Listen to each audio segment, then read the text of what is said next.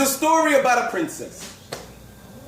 But not your average princess by any means. What I really mean to say is, princess was not only her ego. Princess was not only her presence. Not only her title or her nickname, but her legal name. So needless to say, she was a little ratchet.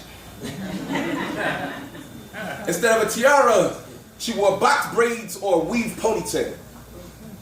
Instead of jewels or diamonds, she was all gold everything way before Trinidad James in which she spoke. Go ahead.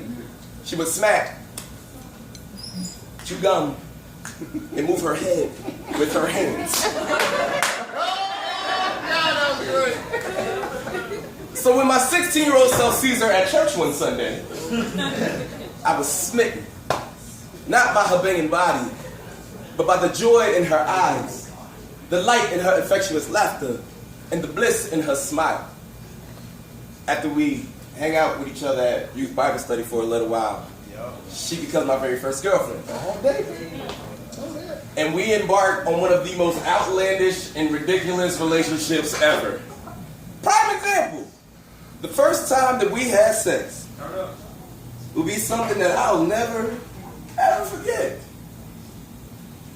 Our first time was my first time. Hers, not so much. And it was kind of obvious, but I digress. My parents were pretty strict. They never left us home alone until one day in June when they said that they were going to the grocery store because we had eaten all the leftovers from the barbecue from the night before. We'll be back, they say. I run downstairs, I see Princess with a face inside of her plate. And I say, babe, they're gone. Babe, they left. And she looks at me with those planets that she called eyes and goes, you want your birthday present? Yes, I do. Well, you clean up down here, and I'm gonna go get ready in your bedroom upstairs. When I met her up there, I was nervous, I was shaking, I didn't know what to do, but I somehow managed to put a condom on, get on top of her, and get ready to slide in.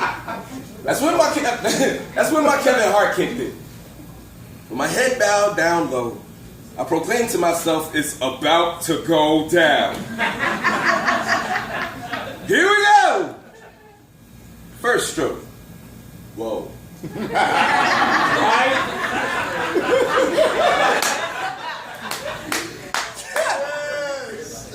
Second stroke. Baby, is this what it's supposed to feel like? Right! Like, baby, am I doing it right? And as I lift my head to look her in her eyes for her reply, I see buffalo sauce on her cheek, a bone in her hand. And she looks at me and says, nah, you good.